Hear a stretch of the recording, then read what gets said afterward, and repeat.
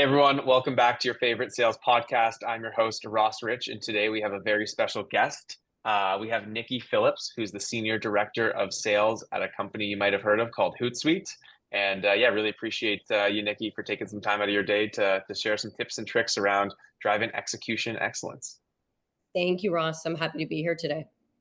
Awesome. So before we get into some of our topics, and we're going to get more, I think, philosophical today in terms of how to run great revenue teams. But before we get into that, maybe a few words in terms of how you landed in sales leadership and kind of how you found your way to leading the team at Hootsuite.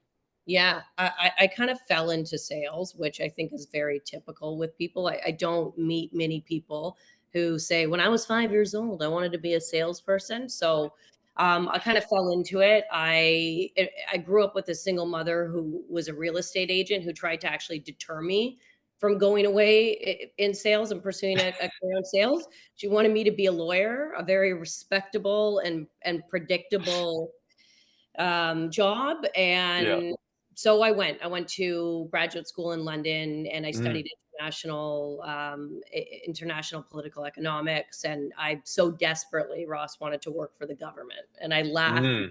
looking back at this. Because when I moved back to Toronto after London, I was applying frantically to any government role and no one would hire me. I had 2 degrees in international relations and international economics.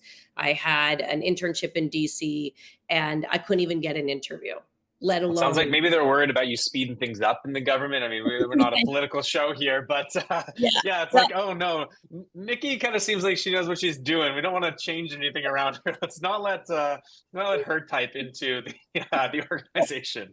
That's what I'm telling myself. That's what I Yeah, told myself when no one would hire me. yeah, And so we're the culture fit. That's great.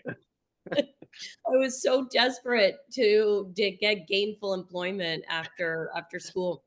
And then someone said, one of my friends said you should consider a career in sales, and I had no idea what sales was. And they introduced me. They were actually working at a very early stage startup in Toronto, and said, "Why don't Mm, you meet with the founder? He's just starting the company. He's just starting a sales team." And I said, "Sure." So interviewed with the CEO founder, and he hired me, and I was one of the first salespeople at this company. And the company's Touch Bistro. If you're in Toronto, you know. yeah, And eventually grew to 500 plus employees, but I think it was employee number 21.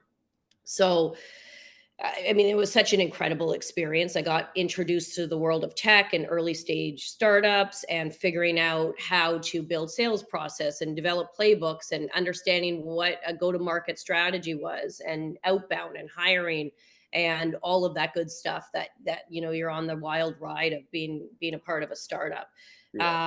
So I think over the course of 5 years that I was there, I interviewed and hired and trained over 100 BDRs and AEs, which gives you a front seat of how to Yeah. run a sales What to organization. do, what not to do, maybe. Yeah.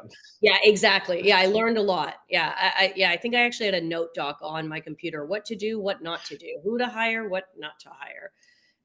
So that was just the most incredible experience, and I'll always be very grateful for the opportunity that they gave me to catapult my revenue leadership career, and that led me to Hootsuite, which is where I'm at now. And I was brought on to help build out their commercial business in their Toronto office, and now I'm responsible for all net new revenue in North America. So yeah, the last 12 years of working in tech and revenue leadership has been absolutely incredible. That's awesome. Before we get to some of the execution excellence pieces, anything that you kind of take away from that, early stage, getting to see a lot, do a lot, and then now being at a more, uh, let's call it maybe like stable business in Hootsuite and later stage, anything that you kind of wish you told yourself in terms of that experience and maybe others out there that are kind of thinking about what next in their career? Yeah, I would just try different things. This was something that I never ever thought that I would do or was on my radar, and just to try. And you never know, like you might be in a profession or a role or learning skills that you never thought would interest you. So just to try things. And my advice for people starting early and in management too is to not to not focus on everything being perfect. I think I look back at me being a manager early in my career, and I was promoted from an IC to a manager, one of the top reps to a manager, and I wanted everything to be perfect. And it's kind of, you just have to let things go Mm, when you're in management. So try new things. You might like it, and don't worry about it being perfect. There's I think it's Facebook slogan that I love: better done than perfect. So just yeah. try. And easier said than done as well, because yeah, going from, I think, the best ICs, make great, especially in sales, great leaders, but you go from being able to control everything, you go Yes. from being able to control your pipeline, every call, every prep thing, blah blah blah, to holy shit, now each rep has all of these deals and they Yes. handle it very differently than me, and maybe not as well, because maybe they would have been promoted on the team if they were doing all the right stuff. And yeah, I think a lot of people struggle with that of, what is the right bar for a team versus maybe yourself. Yeah, it's really tricky. Absolutely. Awesome. Well, shifting gears, yeah, we're going to get a little more philosophical today in terms of building a culture of excellence, execution excellence. We're going to be talking about three things. The first one, very near and dear to my heart, which is setting clear expectations. This is, again, for those maybe earlier leaders, I think leaders at any stage of their career. Frustration, I think, comes typically from the misalignment between what's in your mind and what's in your team's mind. And you need to take ownership of that and make it about you setting very clear expectations of what the standards are. And usually it's not being clear enough or not saying it a bajillion times to the team. So let's start there.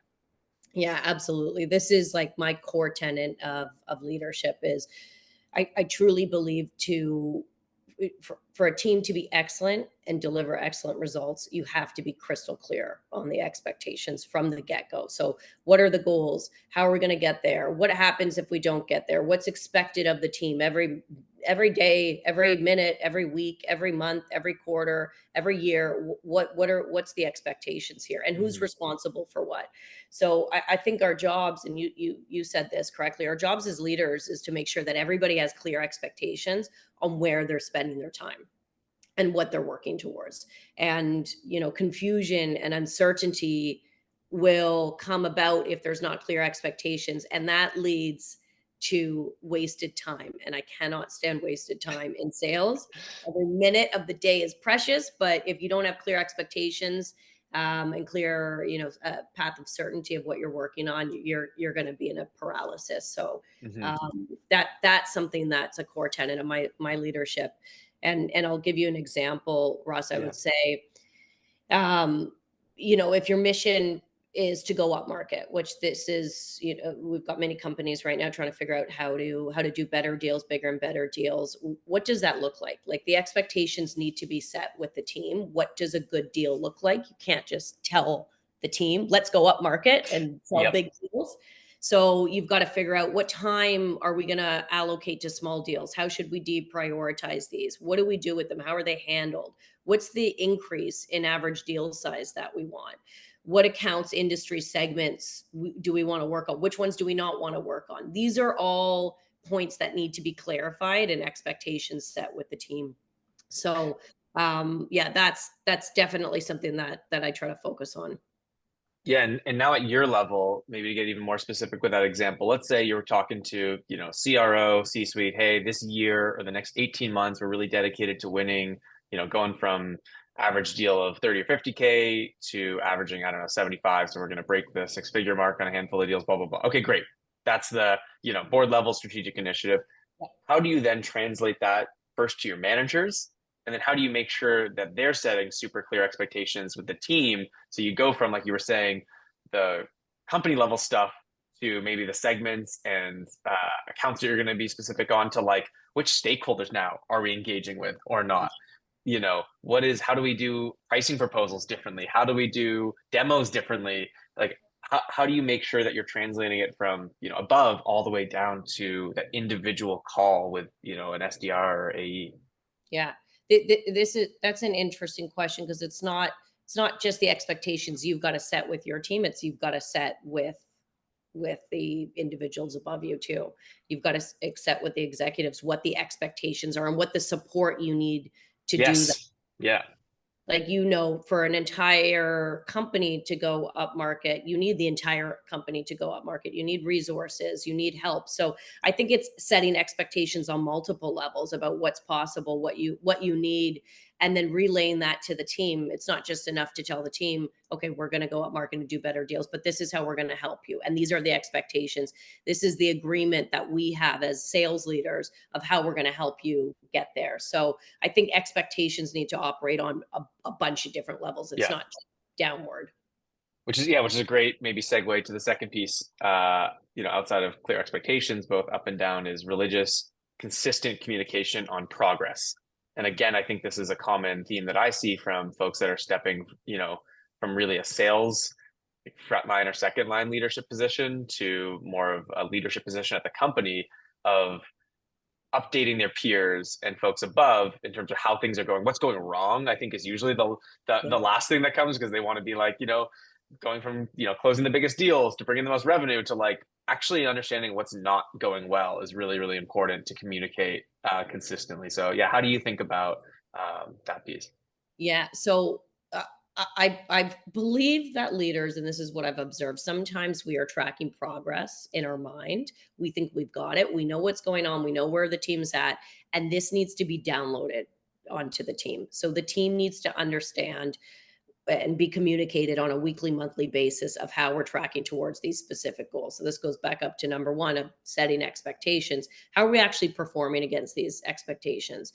And Mhm. and so at Hootsuite we're a quarterly business, but I run the team weekly and monthly, and we measure ourselves on weekly KPIs. So at any given time, the team knows how we're performing against this, and we report on it religiously. So I believe in a consistent cadence too for communication. I'll give you an example. Every week Mhm. I meet with the team on a Monday, and we do an update on the numbers, focus for the week, highlights, things that we need to course correct. And again, this ties back to the expectations that we need to set. And I know this sounds really basic, but I'm surprised at the amount of leaders that don't have a consistent cadence of communications with their teams. Yeah. And doesn't mean that they're not tracking it, or that they don't care, or that they're not thinking about these things, but I feel like they maybe underestimate how much the team knows. And it's on us to have that consistent communication. And to your point, when things are not going well, be transparent about that. I mean, you can choose the level of transparency that you want to give, but this is all goes in the theme of course correcting. And this needs to be a regular, consistent cadence that you have with your team with communicating. And another philosophy I have is that consistent communication can actually bring order to a team. If they know every week that we're talking about these topics, we know that we're talking about these KPIs every single week. You don't move meetings, you don't cancel important meetings. I brings a sense of chaos, or of order to a chaotic Yeah. role there. So that's what I mean by having consistent communication and being religious about it with the team, and relaying quickly if things are not going right, so that everybody has the chance to course correct. Yeah, that's a really good point. And I think especially if there is a lot of change at larger companies, or especially at smaller, fast-growing startups, how do you organize the chaos, right? And how do you create a sense of uh, consistency and stability in such a fast-changing environment? I think I took it for granted because one of our co-founders, Wayne, is he's our CTO, but also kind of our COO. It's just Mhm. like, we're gonna have this quarterly, monthly, weekly, blah blah blah, share with the team. And then when I talk to actually folks that are joining Accord from even later stage companies, they're just like, wow, like I feel like we know everything that's going on here. I'm like, wait, what? Like I have this imposter syndrome of like, no, it's crazy here. Like everything's changing, blah, blah, blah. Like it's hectic. And they're like, no, we didn't even know what our like, KPIs were until like halfway through the quarter. Or like we were just shared this tiny fragment amount of, what context we should have and go do our job, but we didn't know the rest. And I'm like, that's wild to me that that's how a lot of businesses do run. Yeah. And how hard it would be to motivate or get the most out of people um, if they don't understand where they are, what they need to do. Like, how can they really support? How can you get the most out of your most, expensive, highest investment, which is people, right? Yeah, exactly. And to your point, I'm amazed sometimes I'll hire people from big companies with, you know, big titles and these companies that you think are very well run, and they'll join our team and be like, this is more rigor that we've operated in than X company that was It's 10 wild. times. Yeah. So yeah, this is one of those things that sounds basic, setting expectations and having consistent communication. But I've learned that it's actually rare to have a sales leader keep with that rigor. Completely agree. It's one of those things where it's like it's so easy to say, but so the hard thing is doing it every day. The hard thing is, hey, we have this huge customer meeting. How do we balance that? Yes, sometimes you do need to move it, but most of the time you can't. And like, when's the time that you make those calls and that consistency is, yeah, you need to be that kind of rock, but also hit the goals. Yes. So moving on to the third piece, just kind of up leveling, kind of a cultural topic around creating and fostering an entrepreneurial culture at every stage of the business. So I'm curious to get your take on, why makes it to the top three for you. Yeah, I mean, culture is hugely important. You're working with people and you're relying on people to drive the company. So culture is king. And I think giving reps and managers and everybody on different teams autonomy and ownership over their work, that will help drive better results. So it's the idea, this is an idea that I like to foster with the team, is that everybody's running their own business. You are in charge of your own business. Of course, we've got guidelines, we've got KPIs, we've got goals, we've got revenue targets. But at the end of the day, I want them to feel like they're in control of their own destiny and Mm, how much effort they want to put into this. This is the great thing with sales, is how much money you want to make and what skills you want to learn. hmm. So I always want my team to feel like they've got a level of autonomy to be creative in their work and how to achieve their target. And this again goes back to clear expectations. So all of these strategies work together. Hmm. And I feel like if you've got clear expectations, you don't need to micromanage every aspect of the role. The assumption is if you've hired correctly and they're an adult, you can let them have some autonomy to have some fun with their work and do things that are of interest to them. And then that will foster that entrepreneurial mindset. So I'll give you an example just off the top of my head with reps, letting them work on accounts that interest them, letting them go out and pick and select a few to add to their book of business that really interests them, getting their buy Mm, with that instead of just, bestowing a book on their desk, which I know different companies, different policies on that. Um, and they can come up with their own cadences, they can get creative. We don't have to use scripts. Of course, there's guidelines and playbooks, but I think giving them a little bit of leeway to experiment and take ownership over their work, you'll see better results from them. And maybe for managers, that might look like giving them a pilot or a project to increase their capacity and get them to have exposure to new skills. Like you're not just doing the monotony of running a sales team, you're actually running your own business, learning different skills, and hopefully you can take those skills, anywhere and everywhere. So you want to revamp totally. an outbound playbook. I want my one of my managers to run with that initiative. Put together a business case to focus on a new segment. Go. I'll support you on that. Working with product to develop a feedback loop for sales. Great. Like take some ownership, take some autonomy, have some fun with it, and not just Yeah. have the monotony of the of running the sales team. So how do you balance that with the there's a way of doing it here, right? So like let's pick Hootsuite for example. This is not, year one, year two, like what do we say to who and what's our value prop? There's a way to be successful. There's a handful of top reps that I'm sure have been there for years and are crushing it. There's folks that have tried things that haven't worked.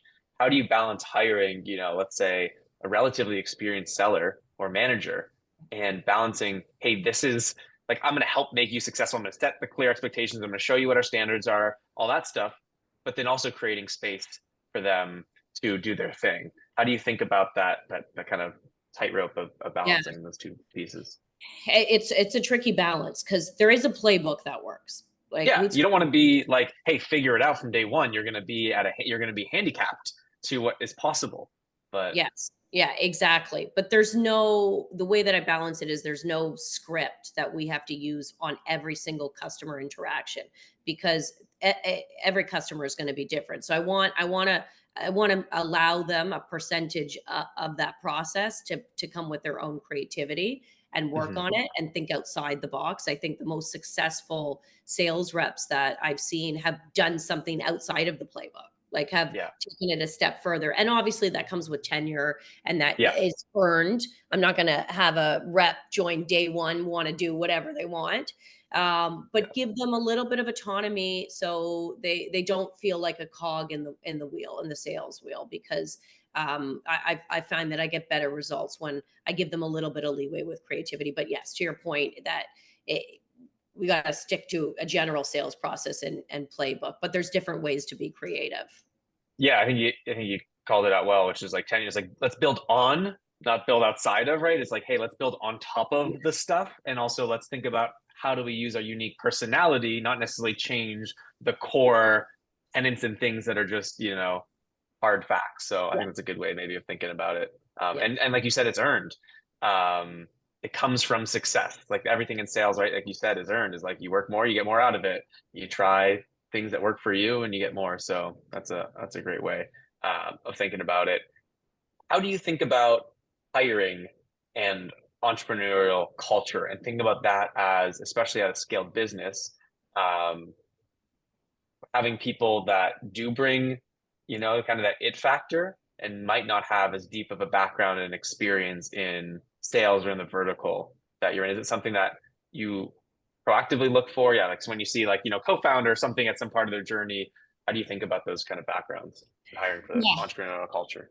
I don't hire necessarily for experience, but what I'm looking for when I'm thinking about someone who will join and fit in with culture and be really good at this role is a track record of success. And that looks different for different people. It's not just being in a sales role for 2 years in a very similar sales role. That could look, it could look like a different, a myriad ways. So I look for someone who has a track record of success, and I can pull that out hearing them tell their story. An interview, Mm, a very important part. This isn't a trick question. It's tell me your story. Tell me about the dreaded question. Tell me about you. But you'll be able to pick up on patterns and kind of a rhythm that they have to looking at their life, and you'll be able to pull out if this person does have a track record of success. So that's what I look for. mhm. Having an entrepreneurial mindset is someone who's had success no matter where they're at, or if they've had a setback, can talk through that and how they change that. I also look for curiosity. I want someone to be really curious about the role, about what we do. This is probably one of the biggest decisions of your life, is joining a new team, a new company, working with a new manager. So if there's no level of curiosity there, I'm that to me doesn't scream I'm a business owner. I manage my own business. So those are a couple things that I look for. Track record of success, patterns when telling your story, and a general curiosity. Yeah, no, I love it's not about what they share in the story. It's kind of, I think, how they see the world. And something that came up, I think, when you were sharing that was like, do they take ownership, right? Like the entrepreneurial spirit is like, did did life happen to me, or did I think about what I was going to do next based on that? And I think you can tell a lot about someone's lens on the world, which goes to sales. Like, hey, I'm in control. Am I going to make more dials, or think about new ways of doing things when I'm behind? Or did I get a bad territory? Or did I was I not set up for success? Did this thing happen to me? And I think that's really, really important if you want kind of sustained success in the world of revenue, right? Ross, it's almost like you've been in interviews with me. That's exactly what I hear. Yeah, amazing, amazing. Well, any final thoughts to leave us with before we let you get back to what I'm sure is a busy afternoon? Just yeah, revenue leadership, it's fun, it's very mentally challenging, but it's really rewarding. So I encourage anybody, if you're thinking about taking the leap, to just do it. Awesome, awesome. Well, thanks again, Nikki, for taking the time, and this was, yeah, a lot of fun. Amazing. Thank you for having me, Ross.